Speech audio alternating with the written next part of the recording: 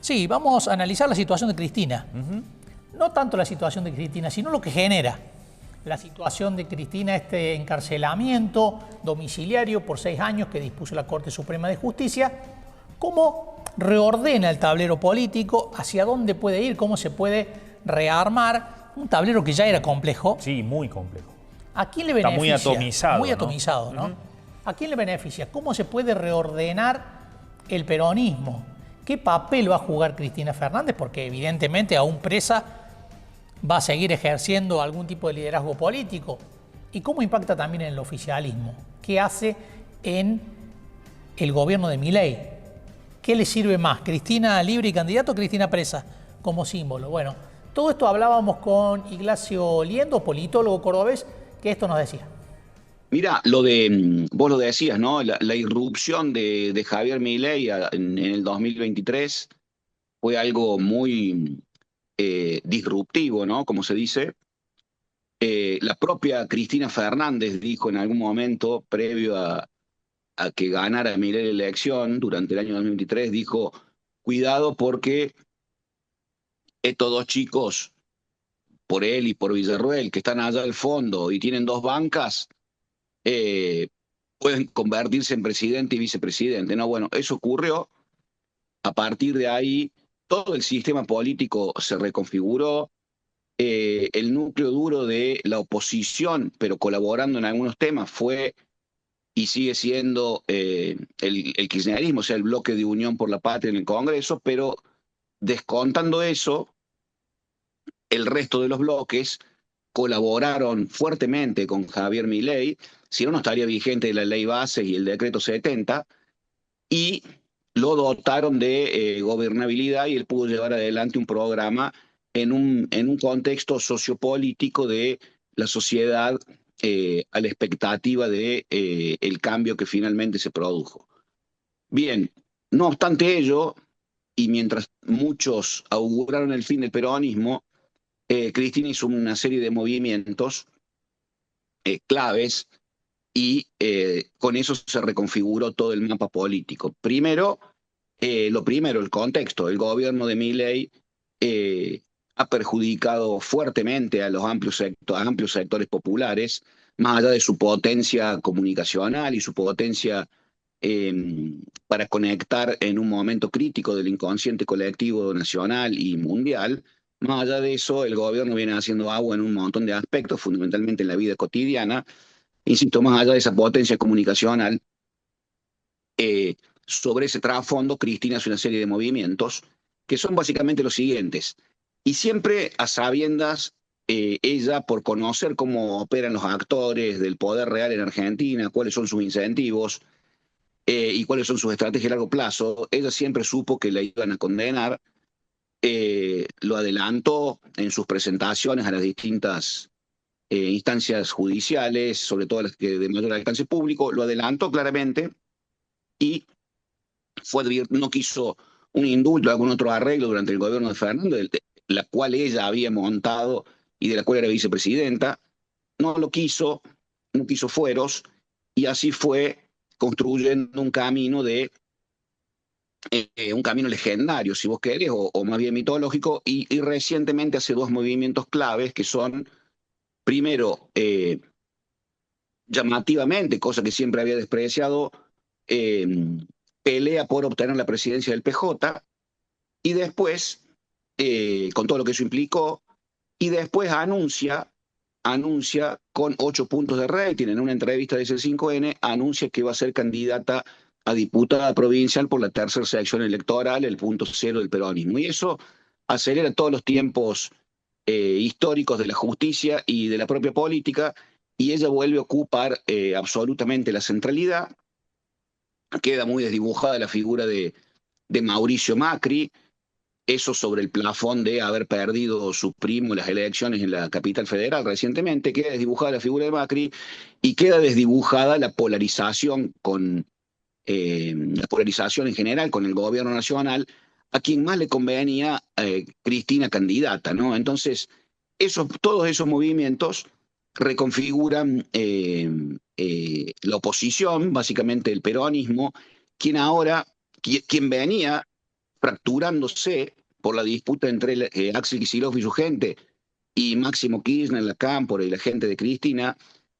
Entonces ahora están necesariamente forzados a un acuerdo con esta nueva situación, un acuerdo que ya está en construcción y que tiene que ver con la definición de las listas, un discurso unificado y la militancia de cara a las elecciones del 7 de septiembre, que son elecciones distritales en la provincia de Buenos Aires, y que definirán en gran medida eh, las elecciones y la confección de las listas en la mayoría de las provincias, y que desde allí se posicionarán para las elecciones del 26 de octubre, que son las elecciones de diputados nacionales en la provincia de Buenos Aires y en todo el país, elecciones generales, en las cuales van a estar todas atravesadas por esta cuestión y van a ser totalmente elecciones nacionalizadas, como ya vimos en todas las provincias, pero mayormente en la capital federal, como decíamos recién, ¿no? Ignacio, vos decías recién, bueno, hubo gente en el camino que le bajó el precio a la candidatura de Cristina en la tercera sección electoral, diciendo, bueno, tuvo que ir a recluirse a ese lugar porque ya está en una etapa terminal de su carrera política, ya la vienen jubilando hace muchos años a Cristina. Vos le das un lugar de centralidad a esa decisión de haberse candidateado ahí, ¿no? Como una estratégica. Y sí, no tengas dudas, todo el proceso, bueno, ella es una persona extremadamente inteligente, muy por encima de la media de toda la clase política nacional, muy por encima, justamente en esto, ¿no? En pensamiento estratégico y en inteligencia estratégica y en mirar varias jugadas más adelante. Claramente ella hizo todo a propósito, jamás le importó esta cuestión de las condenas, eso es algo, es comidilla para los programas de la tarde, desde su visión del mundo, ¿no? O sea, es absolutamente irrelevante para ella esta cuestión judicial, verdaderamente.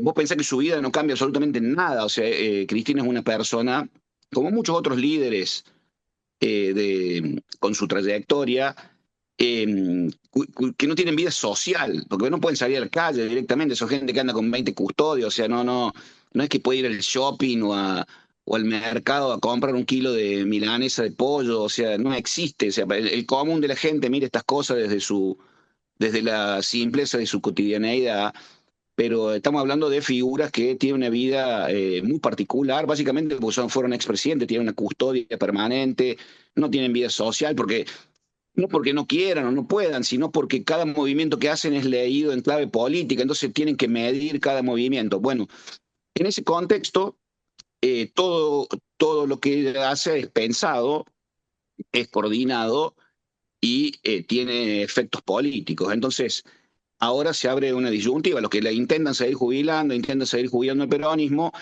tienen que estar atentos a una disyuntiva, que es básicamente la siguiente. Como dice Jorge Asís, no se mira en el espejo de Lula e intenta volver en el 2027. Bueno, no lo sabemos. Esa es una opción y entonces todos los movimientos pueden estructurarse en función de eso. Y la otra opción, que parece la más plausible, es que finalmente produzca el trasvasamiento generacional. Eso se va a ver ahora si hay magnanimidad en la confección de las listas de su parte y de su hijo, sobre todo con el sector de Kicillof.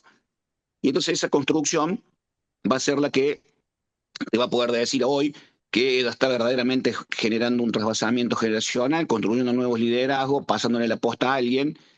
Y bueno, ese alguien, ¿quién es? Bueno, según mediciones, según la propia política dentro del espacio del peronismo, debiera ser naturalmente Axel Kicillof si no emerge otros referentes, otros gobernadores. ¿Qué pasa con Sergio Massa? ¿Qué pasa con Máximo Kirchner? O sea, pero serían más o menos las dos estrategias que, o los dos caminos o las dos vías que se abren a partir del futuro con este movimiento. Insisto, lo de la justicia es irrelevante, vienen otras causas, ahora va a ser más de lo mismo, lo único que han logrado es que vuelva a tener la centralidad que venía perdiendo. Entonces ahora ella se convierte en el gran árbitro de la confección de las listas. Recordemos que al final la política es eso, y adquiere una estatura legendaria, y eso le conviene a su espacio y bueno, también en alguna medida al gobierno, que puede polarizar. Si bien le convenía que sea candidata, también le conviene al oficialismo nacional para seguir sosteniendo esta dinámica de la grieta que es la que tiene atrapada a la sociedad argentina desde hace muchos años, ¿no? Ignacio, en términos de construcción, ¿no es un problema para el peronismo la situación de Cristina en el sentido de decir, vos decís, no, le da centralidad? Ella no puede ser, pero también ella tiene limitaciones a la hora de decir quién tiene que ser, ya pensando en el 2027, no en el 2025.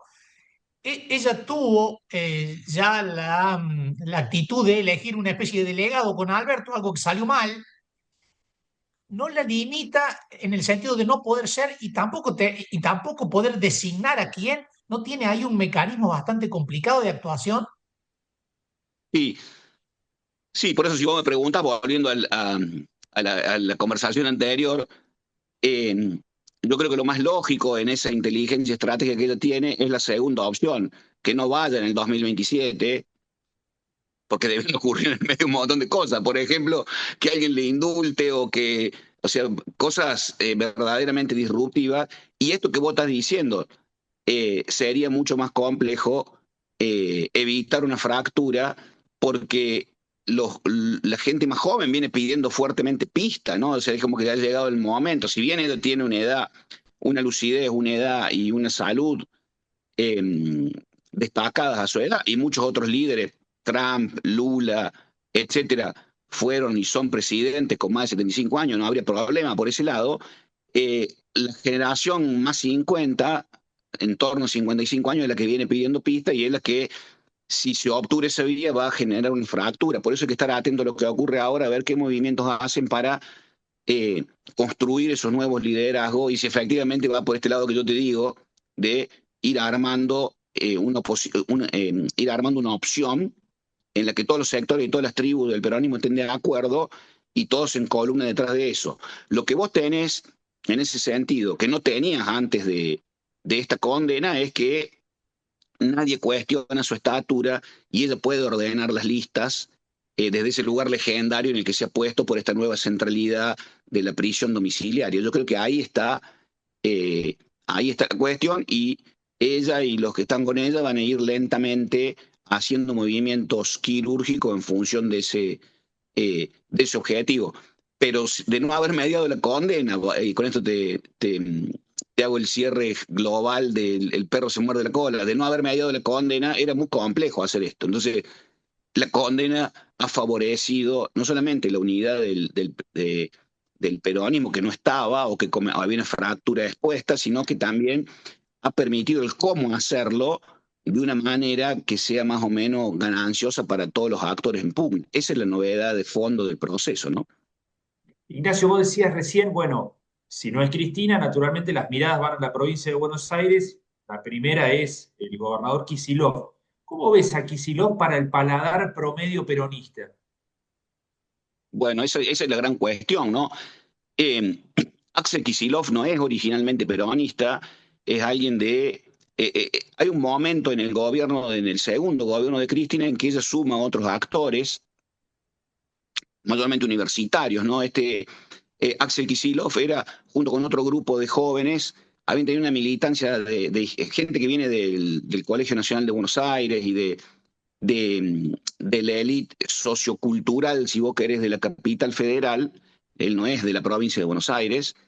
Entonces Cristina en ese momento suma una serie de jóvenes que tienen una fuerte militancia universitaria, académica, entre ellos Axel Kicillof, quien se va destacando en distintas funciones y después lo nombra ministro de Economía y ahí tiene un rol relevante. No es originalmente peronista, pero va tomando las banderas de el gobierno de Cristi, el gobierno de Néstor, el gobierno de Cristina, o sea, se va apropiando de esas banderas. Y bueno, Kicillof es también una persona extremadamente inteligente, con una tremenda capacidad de trabajo, con una simpleza y con una austeridad que llama la atención, ¿no? Entre los varones del conurbano. Entonces hay otro momento clave en el contexto de la pandemia, que es la militancia de Kicillof y quien ahora es su jefe de gabinete, si no me equivoco, su amigo de toda la vida, también de la militancia universitaria, Carlos Bianco, y la famosa aquella epopeya del Clio que recorre en toda la provincia de Buenos Aires y lo termina colocando como una opción y gana las elecciones y después reelige. Entonces, y después están los datos, ¿no? O sea, sabemos lo que significa la provincia de Buenos Aires, o sea, el 35% de la población, el 35% del Producto Bruto, el 35% de la geografía, o sea, en el sistema político de la reforma del 94, de la Constitución del 94 para acá, la preeminencia y la hegemonía de la provincia de Buenos Aires tiene un peso descomunal respecto del federalismo realmente existente, entonces su peso es muy importante. Y tracciona mucho, a pesar de que hay diferencias internas dentro de otros sectores del peronismo respecto de su ortodoxia. Y después tenemos otro dato. En la última elección del 2023 le fue muy mal al peronismo y de tener la mayoría de las provincias no hace mucho pasó a tener 5, entonces no hay otros referentes provinciales de peso, salvo el gobernador de la provincia de La Rioja, Ricardo Quintela, que siempre tuvo, por esto de disputarle a ella el PJ y de tener un discurso crítico desde el minuto cero con Milei, tiene un posicionamiento al menos discursivo y ella lo ha reconocido. Y seguramente si hay un gobierno peronista en algún momento próximo, seguramente el gobernador Quintela tendrá un rol importante, como puede ser el gobernador de La Pampa, como puede ser el gobernador de Formosa, pero no hay un jugador con un volumen político y con una serie de capacidades y en gestión como Kicillof, ¿no? Bueno, ahí estaba Ignacio Liendo, el analista político, y esta mirada, ¿no?, de Cristina y cómo esta situación presa en su departamento reordena de alguna manera o redefine también el panorama político y las distintas tribus del peronismo, ¿no? Claro. Hay que ver qué pasa porque, claro, en el peronismo hay peronistas que tienen que ver con Gildo y Fran, con Yayora, por ejemplo, ¿no? Sí. Y otros líderes peronistas como en Tucumán, como el peronismo catamarqueño, el riojano. Claro, muy atomizado está el peronismo, sí, ¿no? Sí, sí, y de perfiles muy distintos. El pampeano, ¿no? Otra característica distinta. Bueno, hay que ver cómo se reconfigura todo eso, o Kicillof, la figura de Kicillof. Claro, y además hay una gran cuestión que es, bueno, Cristina va a seguir pretendiendo ser la figura gravitante y la que define, la que decide y además la que encarna un proyecto, o ya es tiempo, como decía Liendo, de generar renovación dentro del peronismo, porque hay muchas figuras, incluso la propia Cristina, que están muy desgastadas y además hay reclamos de una renovación a nivel dirigencial y de candidaturas. Dice Liendo, si esto no se produce, el riesgo del peronismo es otro quiebre más. Claro. Claro. ¿No? Que generacionalmente haya ahora un quiebre de gente que reclama un lugar y no lo viene teniendo. Y están los más 50 que dice Liendo, ¿no? Que claro, son los que están pidiendo pista, porque además, si no es ahora con más 50, ¿cuándo? Claro, ¿no? Exacto. Bueno, es ahora o nunca para muchos.